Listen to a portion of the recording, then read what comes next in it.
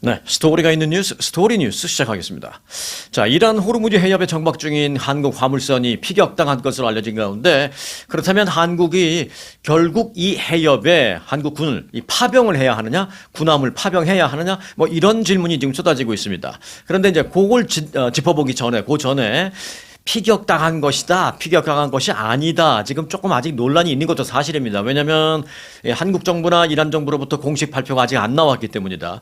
미국에서는 트럼프 대통령이 뭐 이거저거 뭐 아직 그 확정적인 나온 내용이 공개적으로 또는 officially 발표된 건 없습니다만은 트럼프 대통령은 이란한테 피격당했다. 거 봐라, 한국이 혼자 다니다 그랬다. 그러니까 한국이 빨리 파병해서 우리랑 같이 활동해야 한다. 지금 이렇게 얘기하고 있습니다만은 그것과는 별개로 지금 일단 한국 정부나 이란 정부 측에서는 공식 발표는 아직 없는 건 사실입니다. 왜냐하면은 이게 여러 가지 그 여건상 조사하는데 조금 시간이 걸리는 것으로 알려지고 있고요. 한국 정부에서 그거를 어피셜리 조사하기 위해서 전문가가 이제 어제 파견이 됐는데 며칠 걸릴 것이다. 지금 이렇게 얘기하고 있습니다.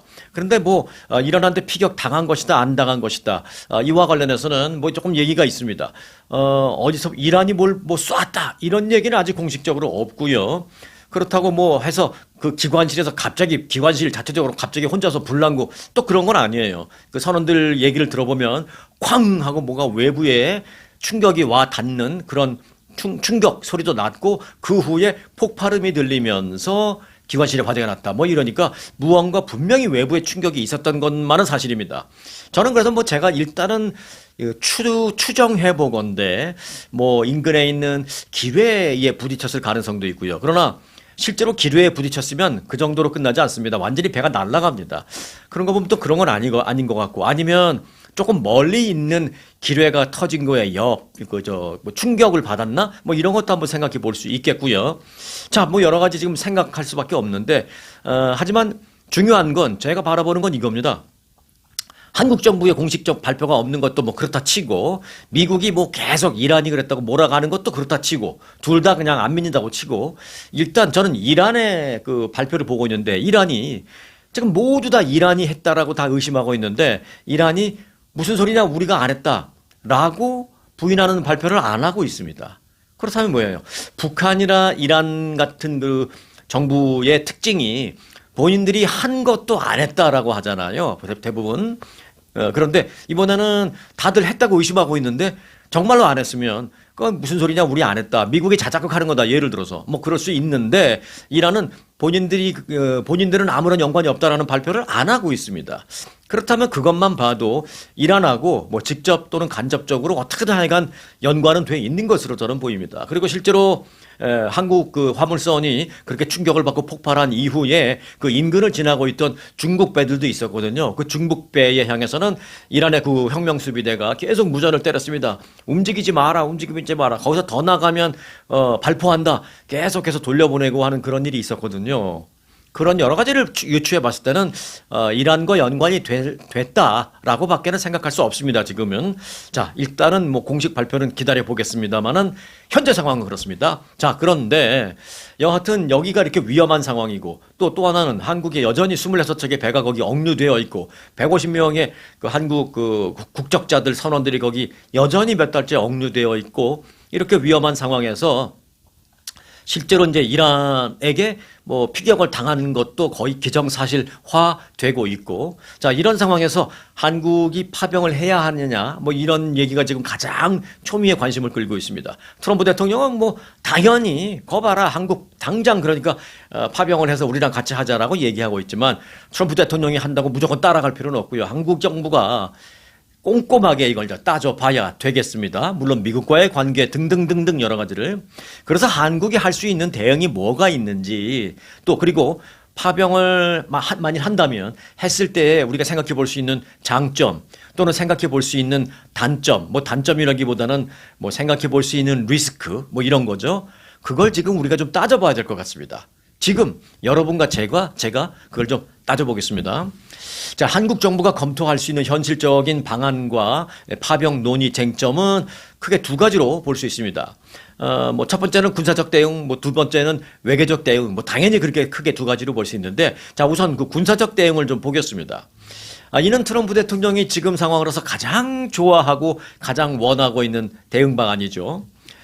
또 한국이 신중하게 지금 뭐 접근하고 신중하게 따져서 그렇지 사실은 한국의 국방력이나 여러 가지를 봤을 때 한국이 솔직히 마음만 먹으면 뭐 파병해서 대응하는 거 못할 거 없습니다. 대한민국 국방력이 이란보다 훨씬 셉니다. 뭐 그렇다고 맞붙자는 게 아니라요.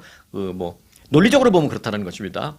왜냐하면 실제로 한국의 그 청해 부대는 어차피 늘 그 중동 해역에서 임무를 하고 있습니다. 지금도 있어요. 뭐 호르무즈 해협에 있는 건 아니지만 그 인근 중동 해역에서 계속 청해 부대는 그 병력을 교대해 가면서 1년 365일 거기서 임무를 수행하고 있습니다. 그리고 또 실제로 기억하시겠습니다만 청해 부대가 그 지역에서 뭐 해적을 퇴치한다든지 해적한테 억류되어 있는 한국 배를 구출해 온다든지 실제 청해 부대가 작전을 해본 경험도 있습니다. 성공적으로. 그렇기 때문에 사실 한국이 뭐 군사적으로 대응하는 게 뭐 겁나서 못해서 안 하는 건 아닙니다. 그래서 이제 군사적인 대응도 당연히 생각해 볼 수 있고요. 자, 이에 따라서 현재 파병과 관련해서 이제 찬성하는 사람들의 얘기는 현재 그 아덴만 일대에서 계속 임무를 수행 중에 있는 물론 지금 호르무즈 해협과 관련된 임무와는 관계없지만 그 청해부대, 이 청해부대를 그쪽으로 좀 보내서 활용하는 그런 방안을 적극적으로 검토해야 한다. 좀 이렇게 얘기하고 있는 것도 사실입니다. 자, 그럼 만일 파병을 하게 된다면 어떤 형식으로 하게 될 수 있는 것인지도 한번 좀 보겠는데 요것도 이제 한 두 가지로 나눠볼 수 있습니다. 첫 번째는 청해부대 작전 범위를 그냥 단순히 확대시키는 겁니다. 과거 2020년도에도 한국은 그 독자적인 판단 하에 청해부대의 작전 범위를 호르무즈 해협까지 확대시킨 바 있습니다. 그런 사례가 있습니다. 이건 또 특별히 그 한국 뭐 국회의 동의를 받아서 하는 그런 게 아니라 그저 그냥 국방부 차원에서 군사작전 차원에서 작전 범위를 넓히는 것이기 때문에 무슨 의회에 동의를 받고 해야 하는 그런 것도 없기 때문에 어찌 보면 좀 신속하게 할 수 있는 그런 방안이기도 합니다. 자, 두 번째는요. 미군과 함께 소위 연합군이 돼서 한국이 참여하는 겁니다. 요게 이제 트럼프 대통령이 제일 바라는 거죠.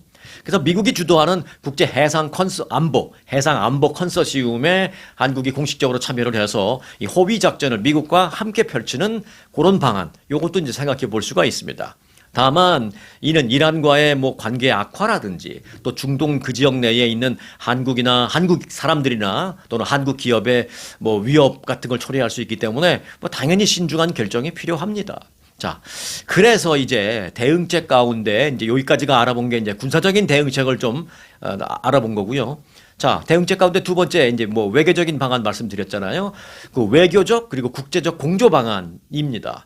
자, 이는 이란과의 직접 협상도 당연히 적극 고려해야 합니다. 이번 한국 선박 피해의 조사 결과가 지금 진행 중에 있고 아직 어피셜리 발표되진 않았습니다만은 명확히 발표가 되기 그 전까지 뭐 며칠 정도 시간이 있으니까 그 시간 동안에 일단 외교 채널을 풀리 가동해서 강력하게 유감을 표명하고 또 한국 선박의 안보 보장을 추후에라도 확실하게 보장받는 그런 외교적인 방안을 해야 합니다. 추가적으로 국제기구 제소 같은 것도 추진해 볼 필요가 있습니다. 국제기구 이 IMO라고 있거든요. 국제해사기구. 거기다가 또 이제 제소할 수도 있고요. 또 유엔 안보리 등에 제소할 수도 있습니다. 또 이제 이슈로 상정할 수가 있고요. 어떻게? 네, 민간 상업용 선박에 대한 공격이 이루어졌다. 지금 무슨 한국의 군부대가 타격받은 게 아니잖아요. 그야말로 무고한 민간 화물선이 공격받은 거니까 민간 상업용 선박에 대한 공격은 부당한 거다라는 것을 유엔 안보리에 상정해서 이제 논의를 할 수도 있습니다. 그래서 이제 국제적인 압박 여론 같은 것을 형성할 수 있는 것이죠. 그러면서 압박 여론을 형성한 걸 담보로 해서 한국의 그 안보 또 한국인이나 한국 선박의 안전을 좀 보장받는 그런 외교적인 방법도 당연히 생각해 봐야 합니다. 아무래도 이제 한국 정부 측은 요 두 번째에 조금 더 무게를 두고 있겠죠. 미국은 첫 번째 방안에 무게를, 한국은 아무래도 이제 두 번째 방안에 무게를 두고 있겠죠. 네. 그러면 또 어떤 분들은 아니 한국이 이렇게 약해 빠져가지고 말이야 당장 그냥 홍구멍을 내줘야지 쉬운 일은 아니죠. 그게 그렇게 홍구멍을 내주는 건 네 능력이 있습니다. 한국도 능력이고 힘이 있습니다. 국방력 됩니다. 하지만 추후에 발생할 수 있는, 그러니까 어떤 것이 진정 더 뭐 이익이 될 수 있느냐, 국가 이익 위주로 이제 생각을 해야 되는데, 결론적으로 그래서 파병을 해야 하나 말아야 하나 하는 이 부분에 대한 관심이 여하튼 급부상하고 있는 것도 사실입니다. 한국은 당연히 그렇고요. 미국 백악관도 그렇고 지금 미국에 있는 우리 한국 사람들 뭐 당연히 이 부분이 급 관심사입니다.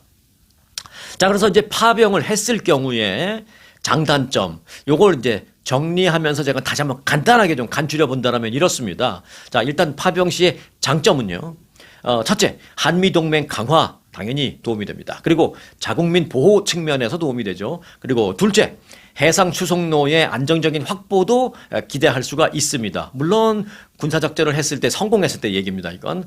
자, 그런데 반대로 파병 시의 이제 단점이나 또는 이제 위험 부담, 리스크를 좀 따져본다면 이라는 거에 적대관계 형성, 이것도 이제 장기적으로 좀 골치 아플 수 있죠. 그리고 이제 추가적인 보복 공격을 받을 수도 있고, 왜? 한국 배가 그게 한 척이 아니라 26척이나 있기 때문에 그런 것도 생각해야 됩니다. 잘못하면 억류, 또 인질로 나머지 25척이 나머지 그야말로 인질같이 억류될 수 있는 그런 최악의 상황도 생각해 봐야 되고요. 또 현지에 거주하는, 이란 내에 거주하는 우리 한국 국민들, 또 뭐 현지에 있는 우리 한국 기업들에 대한 위험, 이런 것도 좀 생각해 볼 수 있는, 파병 시에 생각해 볼 수 있는 위험 부담이 되겠습니다. 그리고 저는 또 한 가지 봅니다. 뭐냐. 사실 이 전쟁이 끝나고 나면 결국은 엄청나게 미국한테 두드러 맞은 이란 재건 작업을 해야 되거든요. 재건 작업을 할 뭐 돈 지금 당장 없죠. 하지만 꼭 돈으로 받나요? 뭐 그 외에 여러 가지로 받을 수 있죠. 뭐 석유로 받을 수도 있고, 여하튼 이란은 뭐 석유는 얼마든지 뽑아내니까. 네. 자, 그래서 전쟁이 끝난 후에 이란의 그 재건 과정에서 한국이 참여할 수 있는 그 높은 기회가 사라질 수도 있는 뭐 이런 것도 파병을 할 경우에 한번 좀 생각해 봐야 된다라는 말씀을 드리겠습니다. 뭐 어차피 우리 한국은 중동 지역에 1970, 80년대부터 뭐 사우디 건설부터 시작해서 중동 지역에 이 뭐 건설 사업 이런 거는 뭐 전 세계에서 아마 대한민국이 가장 노하우를 갖고 있을 거잖아요. 그러니까 전후에 이란이 재건을 할 때 가장 먼저 그 SOS를 치고 가장 먼저 전화를 걸어서 여기 좀 재건해 달라고 당연히 돈 주고, 예, 그게 이제 그 중에 하나가 이제 당연히 한국인데, 그런 기회를 놓칠 수 있지 않을까? 뭐 이런, 네, 이런 생각도 이제 여러 가지 중에 하나로 이제 놓고 생각을 해야 된다고 생각합니다. 근데 또 이제 그런 여러 가지를 또 너무 생각하다 보면 또 화도 나요. 왜? 아니, 한 대 맞았으면 2대 때려줘야지. 2대는 아니더라도 한 대 맞았으면 나도 한 대 확실하게 때려서 우리나라를 당당하게 지키고 우리나라의 존재감을 보여줘야지. 야, 이거 뭐야, 한 대 맞았는데도 찍소리도 못하고 조사한다고 시간 끌고 뭐 외교적 등등등등, 아우 답답해라고 생각할 수도 있어요. 그래서 저도 사실 그런 생각하면 화가 나고 짜증납니다. 네. 그래서 이제 드는 생각이, 야, 이건 정말 피해를 입고도 정당한 대응 조치를 하는 것조차도 사실상 여러 가지를 생각하면 쉬운 일이 아니구나, 이런 생각을 하게 됩니다. 그래서 이제 이럴 때 꼭 드는 생각이, 아, 어디 솔로몬의 지혜 없나? 라는 그런 생각이 필요합니다. 솔로몬의 지혜가 그 어느 때보다도 필요한 지금 이럴 때인데, 자, 그래서 이제 한국 정부의 대응이 주목됩니다. 하루 이틀 이제 한국 관계자들이 출발했으니까 하루 이틀 뭐 2, 3일 정도 있으면 그 전문가들이 그 배 안에서 들어가서 이제 조사를 하고 사고 원인은 뭐다라고 클리어하게 발표하겠다고 했어요. 투명성 있게. 한번 뭐라고 발표가 나오는지 한번 보겠습니다. 자, 발표가 나오는 대로 여러분들에게 그대로 전해드리고요. 그 발표 내용이 의미하는 것이 무엇인지, 그리고 앞으로 우리는 뭘 또 생각할 수가 있는 것인지 등등 또 그때 자세하게 여러분들이 전해드리겠습니다. 그러니까 혹시 구독 안 하신 분들은 구독 눌러 놓으시고 함께 하시기 바라겠습니다. 자, 다음 스토리는요. 전쟁은 이란에서 벌어졌는데 세계의 집값은 왜 이렇게 오르는 거야? 라는 스토리를 좀 전해드리겠습니다. 자, 이란 전쟁이 전 세계의 그 주택시장에까지 충격을 주고 있습니다. 자, 유럽에도 마찬가지인데요. 유럽의 뭐 대표적인 나라 영국에 의했죠, 아무래도. 자, 영국의 경우에도 이번 전쟁으로 인한 금융시장 충격이 주택시장으로까지 지금 번져나가고 있다라는 것입니다.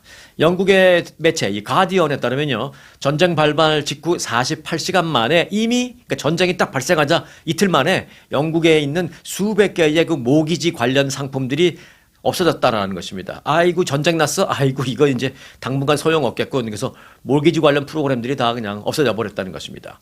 또 영국에서도 금리 인하 기대가 사라지고 오히려 금리 인상 가능성이 반영이 되면서 집을 사고 싶어하는 뭐 매수 바이어 또는 뭐 그러니까 퓨처 바이어, 뭐 포텐셜 있는 바이어들이죠. 그리고 뭐 팔려고 하는 그런 셀러들 모두 거래를 좀 미루는 그런 분위기가 순식간에 확산됐습니다. 그러니까 주택 시장이 냉각된 거죠. 주택 전쟁 발발 이틀 만에. 영국의 가디언은 영국의 주택 시장 분위기는 두려움과 불확실성 그 자체다. 라면서 지난 3개월 동안, 그러니까 전쟁이 진행된 지난 3개월 동안 자신의 집을 내놓으려고 부동산 회사에 문의했던 사람 가운데 지금 실제로 매물을 내놓은 비율은 절반도 안 된다. 한 47%밖에 안 된다라고 얘기했습니다. 자, 일본으로 가볼까요? 일본도 마찬가지입니다. 일본은 그 원자재 충격이 집값 변동의 직접적인 원인이 되고 있습니다. 이란 전쟁으로 석유 화학의 원료인 나프타, 이 나프타는 일본, 한국 지금 다 난립니다. 아주. 나프타 공급이 줄어들면서 그 건설 자재 가격이 급등했습니다. 그러니까 집값이 올라가죠. 집을 새로 지으려면 엄청나게 비싸니까 새로 짓는 것보다 그냥 지금 있는 집 파는 게 낫겠다. 그러니까 지금 갖고 있는 사람 집을 팔려니까 몸값이 올라가는 거잖아요. 그 집값이 올라갑니다. 자, 한국 마찬가지입니다. 한국 역시 똑같은 흐름입니다. 지금 중동발 원자재 수급난으로 인해서 뭐 아까 말씀드린 뭐 나프타 마찬가지고요. 그리고 레미콘 혼화재 집을 지으려면 막 그런 게 필요하죠. 뭐 시멘트도 필요하고 뭐 여러 가지 그리고 철강, 뭐 단열재 같은 것도 다 이제 석유 관련 제품으로 만들잖아요. 이런 주요 건축 자재, 건설 자재 공급이 지금 흔들리면서 건설 현장의 그 공정 지연 우려가 커지고 있습니다. 공급이 안 되는 거예요. 자, 이미 공급이 크게 줄어든 상황에서 공사 지연까지 겹치면서 집값 상승 압력이 커지고 있다라는 분석입니다. 그래서 한국도 한동안 이제 뭐 아파트 값이 조금 이제 주춤하고 뭐 집값 안정세를 향해 가니 많이 뭐 그러고 있었는데 이 전쟁이 이란에서 빵 터지는 바람에 한국의 이제 집값도 다시 꿈틀거리고 있는 그런 상황입니다. 자, 그러면 전쟁 당사자인 미국은 어떨까요? 이란은 볼 것도 없고요. 이란은 지금 뭐 먹고 살기도 힘드니까 뭐 집값이 나와가지고 지금 볼 거 없고, 이제 미국만 좀 보겠습니다. 미국에서는 주거비가 전년 대비 3% 상승했습니다. 그래서 모기지 금리 같은 것은 6% 아래로 내려올 뻔했고 내려오려고 했었는데 전쟁이 나면서 다시 내려오지 못하고 다시 6% 위로 웃돌면서 예비 바이어들을 머뭇머뭇거리게 만들고 있습니다. 또 기존 관세 부담으로 인해서 가뜩이나 많이 올라있던 그 목재라든지 철강, 구리 등등등 이 건설 자재 가격이 더 올랐고요. 또 여기에 더해서 이민 단속이 강화됐잖아요. 지난해 말, 연말, 올 초 막 이럴 때 전쟁 나기 직전까지 또 계속 뉴스는 모여서 이민 단속이었잖아요. 아이스 요원들 단속 막 그 이민 단속 강화로 인해서 노동력 공급까지도 크게 줄어들었습니다. 그 공사 현장에서 일하는 사람이 뭐 일할 수 있는 합법적이냐 불법이냐 그건 따지는 건 나중에 따지고 이제 현실만 보면 그렇다는 것이죠. 그래서 뚝딱뚝딱 노동 일을 할 인부들이 없는 거예요. 다 도망가서. 불법도 도망갔지만 합법도 도망갔습니다. 뭐 겁이 나니까. 그래서 노동력이 줄어들면서 그 나머지 있는 노동력한테 돈 더 줘야지 올 거 아니에요. 그러니까 노동비 인건비 올라, 자재값 올라. 그러니까 당연히 신규 주택값이 올라갈 수밖에 없으니 기존 주택값도 올라갈 수밖에 없다라는 것입니다. 그래서 이제 전 세계에서 하는 말이 아니 전쟁은 미국이 시작해서 이란에서 지금 벌어지고 있는데 이란에서 벌어지고 있는 이 전쟁 때문에 전 세계 집값은 왜 이렇게 다 같이 뛰고 있는 거야? 라는 궁금증, 퀘스천을 갖고 있거나 또는 이렇게 막 불만을 호소하고 있는데 그 이유는 이렇다라는 걸 그 백그라운드를 여러분들한테 좀 설명을 드렸습니다. 자, 캘리포니아 주에서요, 지금 엄청난 조치가 취해졌습니다. 캘리포니아 주에서 여러분 아시죠? 그 스테이트 팜 보험회사, 뭐 전국적으로 유명한 보험회사고 캘리포니아에서는 넘버원, 제일 큰 보험 그 마케팅 쉐어를 갖고 있습니다. 그 스테이트 팜 보험회사가 캘리포니아 주에서 당분간 그 영업을 하지 못하게 생겼습니다. 캘리포니아주 보험 규제 당국이 지난해 그 LA 대형 산불과 관련해서 이 보험 신청 처리 과정에서 대규모 위법 상황, 위법 행위가 드러났다라면서 스테이트 팜 보험회사에 대해서 면허를 정지시키는 등 사상 초유의 그런 그 조치를 취하고 있습니다. 캘리포니아 보험국은 조사 결과 스테이트 팜이 산불 피해자들의 보험 청구를 광범위하게 부적절하게 처리한 사실이 확인됐다.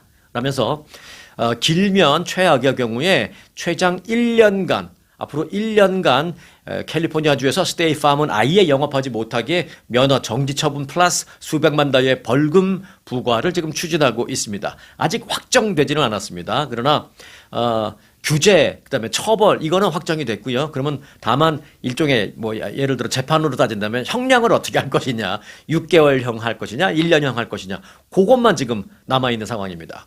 자, 주보험국은 이번 조치를 위해서 행정소송까지 제기했어요. 그래서 판사의 심리를 지금 거치고 있는 과정인데 판사의 심리를 거치고 최종적인 제재 수위가 이제 결정될 겁니다. 6개월 영업정지, 1년 영업정지 등등등. 자, 면허 정지 조치가 현실화될 경우에는 그 6개월이든 1년이든 해당 기간 동안에 스테이트팜은 캘리포니아에서 새로운 보험 계약은 할 수가 없습니다. 기존의 스테이트팜 보험하고 계약을 해서 갖고 있던 그 사람들에 대한 서비스라든지 그 사람들이 또 무슨 뭐 클레임을 하면 뭐 돈을 내준다든지 뭐 이런 거는 당연히 해야 되지만 신규 계약은 완전 블락. 그 기간 동안에 뭐 보험회사로서는 뭐 치명적인 처벌이죠 이게. 자, 조사 결과 스테이트팜 보험회사는요 그 주 보험국이 캘리포니아 주 보험국이 샘플로 220 케이스 220건을 딱 갖고 와서 이제 무작위로 샘플로 갖고 와서 조사를 해봤더니 220 케이스 가운데 114 케이스에서 위법 사항이 발견됐고 한 케이스당 한 건당 위법 사항이 2개, 3개 막 이렇게 있는 거예요. 그래서 위법이 발견된 파일은 114건, 총 위법 사항은 약 한 400건. 엄청나죠. 그러니까 뭐 소위 말해서 개판인가 개판. 그때 이제 작년에 LA에서 불 엄청나게 났을 때 그때 그것 때문에 그럽니다, 지금. 그럼 주요 위반 내용은 뭐냐? 이런 겁니다. 여러분들도 이제 보험, 뭐 주택보험 다 갖고 계시겠습니다만은 평상시엔 모르겠습니다만 이제 그걸 뭔가 일이 발생해서 클레임을 할 때 이 보험회사가 정말 제대로 해줄 것이냐를 한번 생각해 볼 수 있는데 이번에 스테이트팜이 문제가 된 게 그 위법하게 한 게 뭐냐면 첫 번째 보험금 지급 지연입니다. 막 계속 안 주거나 막 계속 미루거나 이런 거. 이게 제일 많았어요. 두 번째, 부당하게 낮은 보험금을 주겠다라고 제시하는 거. 세 번째, 조사를 지연하는 거에 계속 얼마를 청구했는데 여기서 그게 맞는지를 이제 조사관이 나올 거 아니에요. 나와서 이제 어저스트를 해야 되는데 그 나오는 사람이 안 나오는 거 계속 그 지연하는 사태. 또 나왔는데도 부실하게 조사하고 가고. 또 네 번째, 피해자와의 소통도 잘 안 되고 연락도 안 되고. 뭐 그런 것들. 그리고 다섯 번째, 클레임을 해서 이제 돈을 요청하는데 그걸 거절하는 그런 케이스. 그런데 그 거절하는 이유를 보면 주정부에서 봤을 때 이거는 이유가 안 되는데 뭐 이런 것들. 그게 이제 제일 많았다라는 것입니다. 그러면은 이제 뭐 보험금 지급 지연 뭐 이런 게 문제가 됐다라고 했는데 그러면 문제가 안 되려면 어떻게 하는 게 합법적인 것이냐? 네, 그게 중요하죠. 대부분의 주는 거의 비슷할 겁니다. 많이 틀리지 않을 거예요. 자, 일단 보험회사는요, 통상적으로 어떤 클레임을 받아서 이제 보험금을 지불해줘야 되는 신청을 접수를 했으면 접수 후 15일 이내에 즉각 조사를 해야 합니다. 조사관을 안 보내고 민기작거리고 뭉개고 있으면 안 돼요. 15일 안에 조사에 착수해야 합니다. 그리고 나서 조사가 딱 그 안에 끝나야 되고 그리고 조사가 끝난 후부터 40일 이내에 승인됐습니다. 아니면 이거는 우리가 승인해 드릴 수가 없습니다. 그리고 없으면 왜 없는지 그 거절 이유 요걸 조사 끝난 후 40일 이내에 해야 합니다. 그리고 일단 승인이 됐다라는 판결이 나오면 승인난 그날서부터 30일 이내에 보험금을 지급해야 합니다. 그런데 스테이트팜은 지금 말씀드린 이걸 막 엄청나게 다 위반을 했다라는 것이죠. 반복적으로. 그리고 이제 뭐 동일한 청구에 대해서 예를 들어서 뭐 담당 조정인이 있는데 어저스트 해주는 보험 어저스트 해주는 사람이 있잖아요. 그 조정인이 있는데 그 조정인을 이 사람으로 했다가 또 슬그머니 한 2주쯤 후에 연락이 안 돼요. 피해자가 막 전화 연락이 안 돼. 나중에 알아보니까 죄송합니다. 그 사람이 다른 부서로 갔고 새로운 사람 보내드리겠습니다. 또 새로운 사람이랑 다 하다가 보니까 또 어느 날 연락이 안 돼. 보니까 또 딴 데 갔어. 또 다른 담당 조정인을 여러 차례 이리 보냈다 저리 보냈다 교체를 하면서 소위 돌려막기 하면서 시간을 계속 끌면서 피해자들에게 혼선을 주고 시간을 질질 끌고 하는 소위 말해서 조정인 돌려막기 그 문제도 굉장히 많이 발생했다라는 것입니다. 그래서 이제 스테이트팜이 캘리포니아에서 지금 아주 치명적인 처벌을 받게 됐다라는 얘기입니다. 이게 이제 캘리포니아 얘기긴 합니다만은 다른 주에 계신 케이스도 지금 뭐 주택보험을 관련해서 이제 한번 생각해 볼 때 이런 부분을 꼼꼼히 따지실 수 있도록 제가 이제 그 스토리를 좀 말씀드린 겁니다. 다른 주도 사실은 크게 다르지 않습니다. 뭘 꼼꼼히 따져야 되느냐 하는 그런 부분을 제가 재료를 말씀드렸습니다. 15일, 30일, 40일. 자, 마코 루비오 국무장관이 바티칸을 찾아가서 이란 전쟁을 연일 비판하고 있는 레오 14세 교황을 드디어 아련하기로 했습니다. 아마 트럼프 대통령의 특사같이 이제 가는 걸 수도 있습니다. 국무부는 마코 루비오 국무부 장관이 이탈리아와 바티칸과의 관계 증진을 위해서 이제 오늘부터 8일까지 이탈리아 로마를 방문한다라고 밝혔습니다. 이미 여러분들이 영상 보시는 시간에 따라서 아마 이미 도착했을 겁니다. 자, 국무부는 루비오 장관이 교황청 지도부와 만나서 이 중동 정세를 브리핑을 해드리고 또 유럽과 미국 그 중동 지역의 어떤 공동 관심사를 같이 논의하겠다 뭐 이렇게 얘기했습니다. 그런데 이거는 그냥 그 외교적인 수사로 말하는 거고요. 제가 봤을 때는 트럼프 대통령과 교황이 계속 부딪히는 그 상황을 좀 다독거리고 이제 요 문제를 해결하기 위해서 갔다. 뭐 그렇게 보는 게 맞다고 봅니다. 루비오 장관의 교황 아련은 작년 5월 이후에 두 번째입니다. 이번이. 작년에는 당시 제이디 벤스 부통령과 함께 바티칸을 방문한 적 있습니다. 근데 왜 루비오가 가느냐? 사실은 이제 루비오 장관이 쿠바 출신 이민자의 아들이잖아요. 근데 그쪽에 카톨릭 신자들이 많잖아요. 쿠바는. 루비오 장관도 카톨릭 신자입니다. 그리고 제이디 벤스 부통령도 카톨릭으로 개종했어요. 그래서 둘 다 카톨릭 신자입니다. 그래서 작년에 같이 갔고 올해도 이제 여러 가지 일이 필요해서 이제 특사로 누군가를 보내야겠는데 트럼프 대통령이 판단할 때 가장 적당한 게 그리고 국무부 장관이고 자신의 측근이고 그리고 또 카톨릭 신자고 그러면 야 마크 루비오 국무장관 네가 딱이다 갔다 와라 그래서 이제 보낸 것이다라고 이제 생각할 수 있습니다. 교황과 대통령 간의 그 어떤 갈등을 해소하기 위한 거. 이탈리아의 현지 언론도 제가 지금 말한 것과 크게 틀리지 않게 보도를 했어요. 이탈리아의 언론들은 그 루비오 장관의 바티칸 방문을 뭐라고 표현했냐면 백악관과 바티칸과의 관계 개선을 위한 해빙 회동 뭐 이렇게 표현했습니다. 해빙 지금은 막 냉각돼 있는 그런 상황이잖아요. 그래서 그걸 해빙만 하기 위한 회동이다. 뭐 이탈리아 언론도 그렇게 표현을 했습니다. 뭐 잘 아시는 대로 레오 14세 교황은 최근에 이제 성경 구절까지 막 인용하면서 이번 전쟁을 연일 비판했잖아요. 그러다 또 트럼프 대통령이 그냥 가만히 있으면 되는데 또 거기다 갖다 대고 교황을 거칠게 공격하는 등 뭐 여러 가지 안 좋은 일이 있었죠. 교황 아무것도 모르면서 뭐 헛소리 한다라는 등 교황이 이제 미국 출신 교황이잖아요. 시카고 출신. 그래갖고 내가 지금 미국의 대통령으로서 전 세계에 이렇게 내가 파워풀하게 이끌고 나가니까 미국 출신으로서 교황이 된 거지. 나 아니었으면 저거 교황도 안 됐을 텐데 뭐 막 이러고 또 본인이 막 교황 옷 입고 막 이런 사진 올리고 막 그러면서 교황이 볼 때는 참 너무 답답하고 안타까울 정도로 이렇게 좀 부딪힌 적이 있는데 마코 루비오가 가서 이번에 뭐 어떻게 잘 봉합을 할지는 모르겠습니다. 자, 그런데 트럼프 대통령이 굳이 바티칸과의 관계 개선을 하기 위한 이유는 뭘까요? 네, 다분히 정치적입니다. 이건 뭐 굳이 뭐 교황님을 존경하고 리스펙트 해서가 아니라 정치적입니다. 카톨릭 신자들, 미국 내의 카톨릭 신자들의 반발이 걱정되는 백악관의 조치다. 뭐 이렇게 볼 수 있습니다. 더구나 카톨릭은요, 최근에 그 미국 젊은 세대 사이에서도 큰 인기를 누리고 있습니다. 제가 이틀 전인가요? 저 영상에서 여러분들에게 말씀드렸죠. 뉴욕에 있는 그 성당들이 일요일 오후 6시 미사가 그렇게 미어 터진다고요. 일요일 오후 6시에 뉴욕 지역의 그 젊은이들이 무슨 식당이나 무슨 바 이런 데 가서 주말에 마지막 저녁을 즐겨 이러지 않고 그 성당 가서 미사를 드리는 그 Z세대, Z세대들이 엄청나게 늘었다. 그래서 보통 성당이 우리 이제 이민 1세들 같은 경우에는 일요일 날 예배를 보통 아침 10시나 뭐 11시 뭐 요때 많이 보시잖아요. 그런데 이제 그 저녁 6시 예배나 미사가 있다 그러면 그때는 잘 안 가죠. 그때는 이제 집에서 차분하게 다음 주 내일을 월요일을 준비하려고 하는 그런 세대인데 그래서 이제 일요일 6시 미사는 거의 텅텅 비었다고 합니다. 자리가 텅텅 비었는데 그 젊은이들이 하도 와서 일요일 오후 6시 미사가 막 꽉꽉 차고 자리가 없어서 막 중간에 계단에 쪼고자 갖다 놓고 앉아서 예배 드리고 그런 정도로 이제 젊은이들 사이에서 이 미사에 관심을 갖고 있는 사람들이 늘어나고 있다.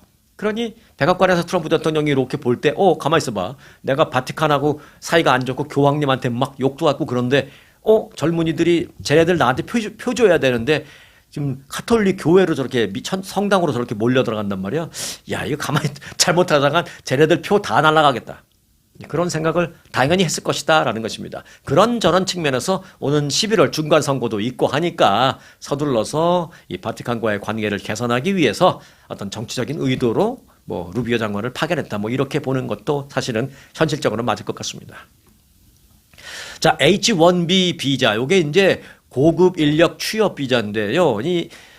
미국에서도 사실은 이게 굉장히 중요한 이슈입니다. 실리콘밸리 이런 데 가잖아요. 그러면 아주 고액 연봉자들이 많고, 뭐, 구글 이런 데서 정말 우리 실생활에 굉장히 영향을 미치는 여러 가지 기술 개발하고 그 프로그램 다 하고 그러는 수많은 그 인재들이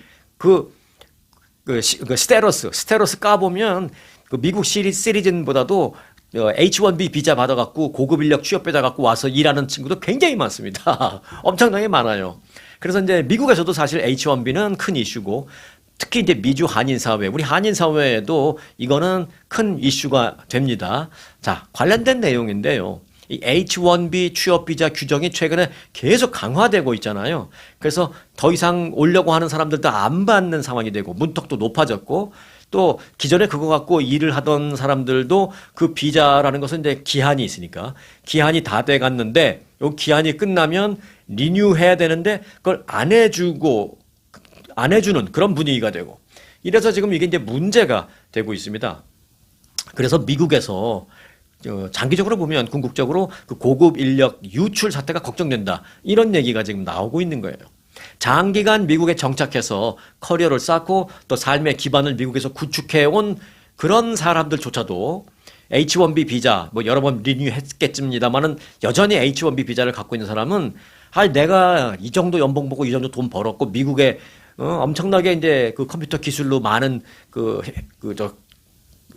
역할을 했고 기여를 했는데 내가 언제까지 내가 이 H-1B 비자 정부가 주니 많이 뭐 이것 때문에 불안에 떨고 있었는데 아이씨 나 갈래 또는 내가 이 정도 실력이면 미국 말고 뭐 내가 어디 뭐 갈 데가 없을 것 같아 이러면서 빠져나가는 사람들이 슬슬 늘어나고 있다는 것입니다. 미국에서 석사 학위를 받고 컴퓨터 업계 취업을 준비 중인 한인 이모 씨의 경우도 크게 다르지 않습니다.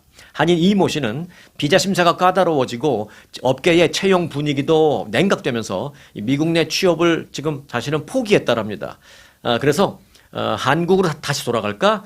아니면 캐나다로 갈까? 아니면 유럽으로 갈까? 이제 1순위는 이제 한국으로 가는 거고요. 한국에도 뭐 그런 인재가 많이 필요하니까. 두 번째는 캐나다로 가는 거고, 세 번째는 유럽으로 가는 거고, 이 사람은 벌써, 나 미국에서 공부하고 미국에서 취업하려고 했는데, 아니, 안 해. 나 미국 취업 안 할 거야. 라고 이걸 던졌는데도 그 선택권이 세 개나 있는 거죠. 한국, 캐나다, 유럽. 그러니까 미국에 남아서 계속 사는 것이 여기서 공부했기 때문에 또 여기 취업 비자도 뭐 자기가 노력하면 받을 수도 있겠지만 이거 뭐 매번 이것 때문에 그냥 무슨 거지가 동냥하는 것처럼 가서 맨날 뭐 배깅하면서 이걸 불안에 떨면서 이래야 돼. 나 안 해. 나 갈래. 가버리겠다라고 밝혔습니다. 한인 이모 씨. 컴퓨터 석사 했으니까 이제 인재이긴 하죠. 특히 H-1B 비자의 경우는 그 비자를 갖고 있는 사람의 배우자가 같이 미국에 살 수는 있지만 그 배우자는 미국에서 취업을 할 수가 없습니다. 그래서 혼자 벌어서 먹고 살아야 되고 또 뭐 꼭 돈을 떠나서 그 부인이라고 해서 죄송한데 뭐 남편이 될 수도 있죠. 배우자가 나 일을 할 수가 없으니까 하루 종일 집에 있으니까 답답하니까 여기서 내가 뭐 하는 건지 모르겠다고 우리 갑시다 자꾸 그러는 거죠. 그래서 여러 가지 문제가 되고 있습니다. 또 어린 자녀들의 경우에도 부모의 비자 문제 때문에 자녀들의 어떤 학교 취업 문제가 확 변할 수도 있으니까 애들은 애들대로 불안한 거예요. 그래서 에이 모르겠다 간다 막 그러면서 사요나라 그런 경우도 있다라는 것이죠. 상황이 이렇다 보니까 미국 내에 그 고급 기술자 인력들 가운데 그 H-1B 고급 인력 취업 비자를 갖고 있는 사람들이 지금 유출이 심하다라는 것입니다. 그래서 그런 유출 현상을 뭐라고 얘기하고 있냐면 브레인 드레인이라고 합니다. 브레인 드레인. 드레인이 왜 우리가 세수하는데 보면 거기 구멍 물 빠져나가고 막 그러잖아요. 그 드레인. 그러니까 브레인 드레인. 아주 이거 라임이 딱딱 맞죠? 브레인 드레인. 그게 뭐냐? 인재 유출. 그래서 브레인 드레인이라는 일종의 전문 용어까지는 아니지만 새로운 용어, 신조어까지도 이렇게 나오고 있습니다. 인재 유출이 심하다. 그래서 미국에서 이러다가는 장기적으로 보면 뭐 지금 당장은 이민 장벽을 높이니까 지금 안에 있는 우리들끼리 행복할지 모르지만 어느 순간 장기적으로 보면 인재 유출이 심해지고 그래서 결국은 미국의 어떤 기술적인 측면에서 문제가 될 수도 있다. 요걸 이제 걱정하는 사람들이 많다라는 것입니다. 한 이민 전문가는 지금의 시스템은 고급 인재들에게 야 언제든지 나는 정말 기회만 되면 떠나야 되겠다. 캐나다로 가야 되겠다. 또는 유럽으로 가야 되겠다. 이런 생각을 하는 사람이 점점 늘어나고 있고 정부의 여러 가지 정책 등이 사실은 그들에게 그런 메시지를 던지고 있다라면서 이민 정책의 어떤 예측 가능성과 어떤 안정성 지금은 막 불확실하잖아요. 사실은 수시로 막 정책도 변하고 그래서 어떤 예측이 좀 가능한 그런 안정성 이런 거를 높여주지 않는 한 미국의 브레인 드레인은 점점 더 심해질 수밖에 없다. 그래서 궁극적으로는 미국의 어떤 인재 유치 경쟁에서 다시 뒤처질 수도 있다. 미국이 그런 우려스러운 게 이제 이민법 전문가들 사이에서 최근에 나오고 있습니다. 자, 다음 소식은요. 캘리포니아 조롱하는 텍사스주 소식을 좀 전해드리겠습니다. 텍사스주의 테드 크루즈 연방 상원의원이 민주당이 주도하는 억만장자 세금에 대해서 아주 강력하게 비판을 했습니다. 근데 그 비판을 어디서 했냐? 캘리포니아 주에 와서 했어요. LA 와서. 공화당의 테드 크루즈 상원의원은 어제 LA 인근 베벌리에 있는 베벌리 힐튼 호텔에서 열린 글로벌 컨퍼런스에 참석해서 지금 내가 있는 이곳 베벌리 힐스, 이 베벌리 힐스를 품고 있는 캘리포니아 주, 더군다나 이제 베벌리 힐스는 부자들이 많잖아요. 근데 거기서 부자세에 해당되는 사람들이 많겠죠.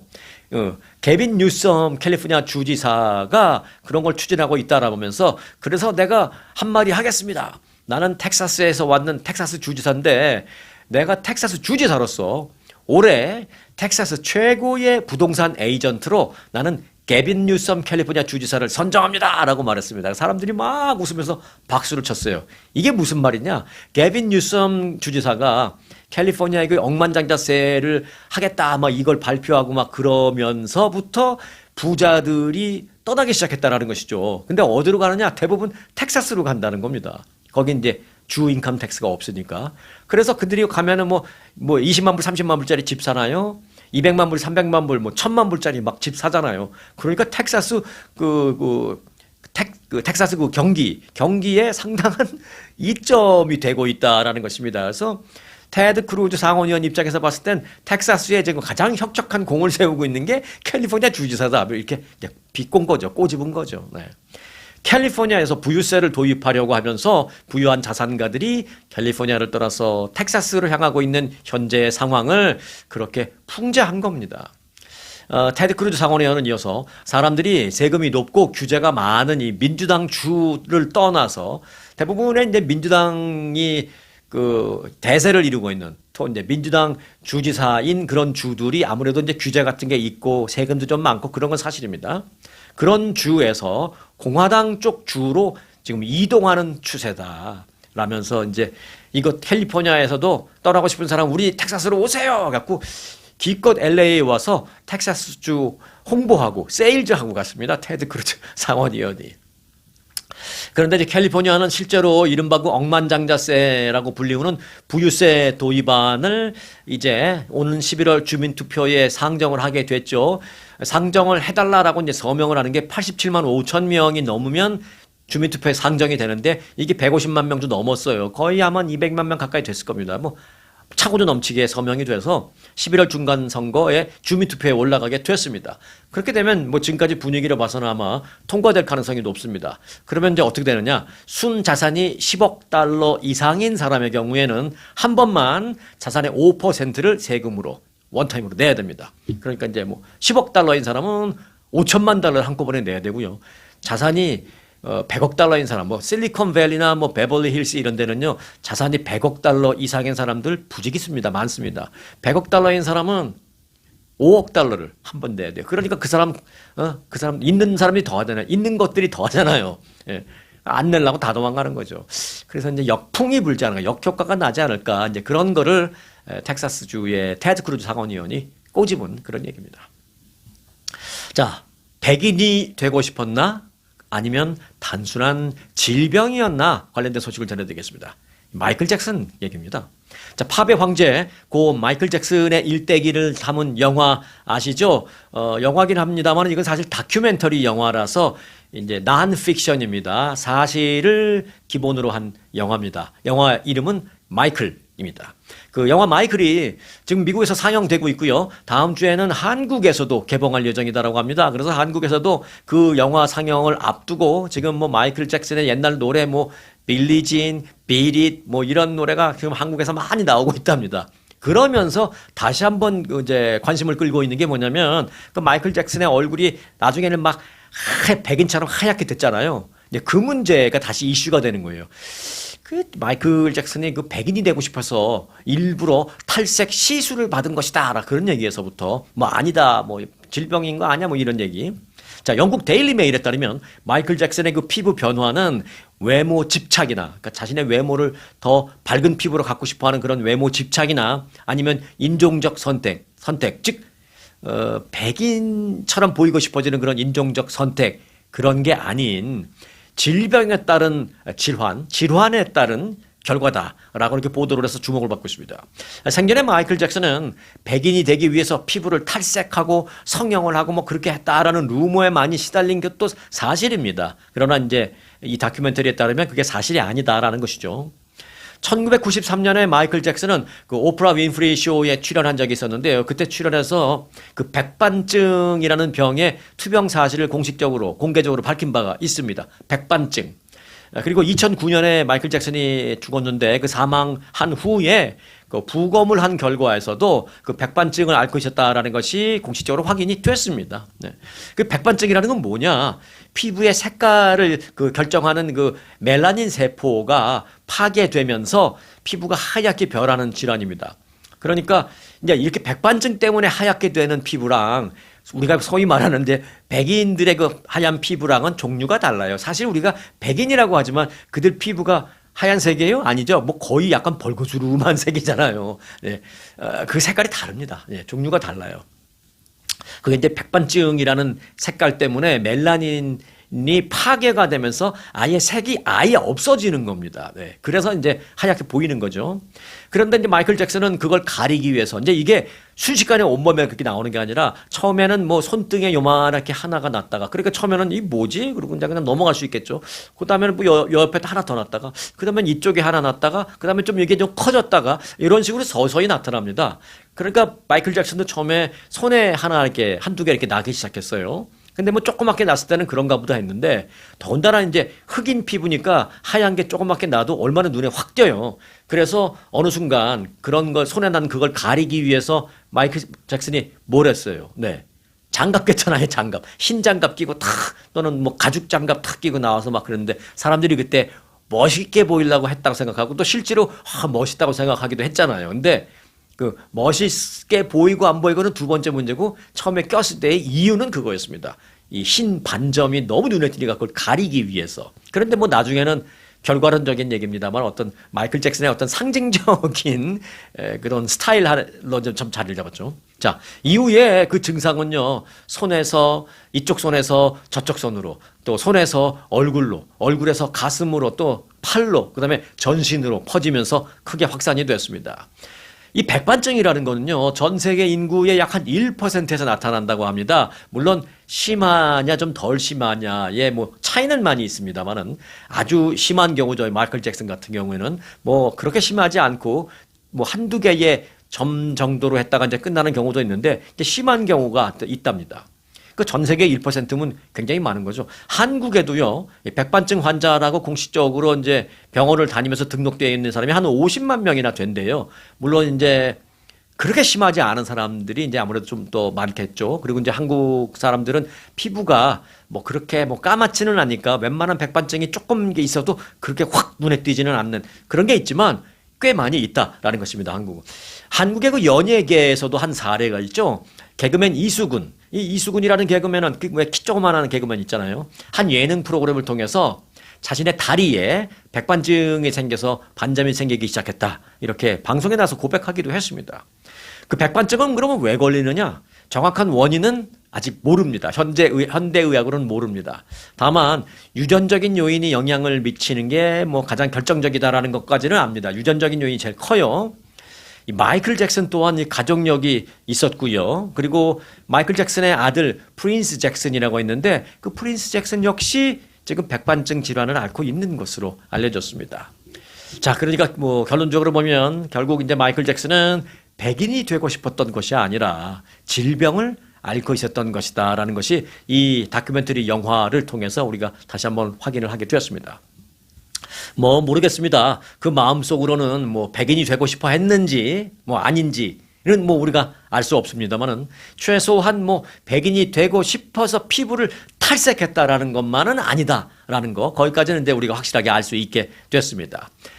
마이클 잭슨이 만일 진짜 백인이었다면 그렇게 세계적인 전무후무한 그 뮤지션으로 남을 수 있었을까요? 저는 I doubt it. 아니었을 거다라고 생각합니다. 네. 결론적인 그런 뭐 얘기를 합니다만은 그가 흑인으로서 그런 음악적인 소질을 그렇게 타고났기 때문에 또 그게 또 이제 그 시절에 막 그런 음악적인 그의 음악적인 스타일이 그 시절에 또 막 맞아떨어지기 막 그렇기 때문에 그렇게 대단한 세계적인 뮤지션이 됐고 그렇게 남게 됐을 것이다라고 저는 그렇게 생각합니다. 개인적으로도요, 그 대학생 때 마이클 잭슨의 그 앨범이 나왔는데 그걸 듣고 아주 충격에 빠진 적이 있었습니다. 저는 뭐 대학 방송국에 있었는데 대학 방송국에서 그 LP판이라 그러죠. LP판 처음 왔길래 들어보고 상당히 충격받은, 야, 음악을 이렇게 만들어낼 수도 있는 거구나라는 충격을 받았던 적이 있고, 뭐, 빌리진 그 베이스 음악 얼마나 멋있어요. 그 빌리진 음악을 들으면서 상당히 충격을 좀 받았던 아주 프레시한 충격을 받았던 그런 기억도 개인적으로 있네요. 자, 마이클 잭슨의 영화 마이클이라는 얘기 그리고 백반증 얘기까지 오늘 전해드렸습니다. 오늘 영상은 여기까지 하겠습니다. 끝까지 이 시간까지 함께해 주신 여러분께 감사드립니다. 오늘 영상 마칩니다. 아주 특별한 아주 즐거운 아주 기분이 좋은 아주 편안한 아주 행복한 아주 추억의 남을 같은 코스 같은 일정이라도 추억은 차이가 납니다. 고객 만족도 1등 아주 투어. 내 인생 최고의 순간 1등 여행 아주 좋은 아주 투어 아주 좋은 213-388-4000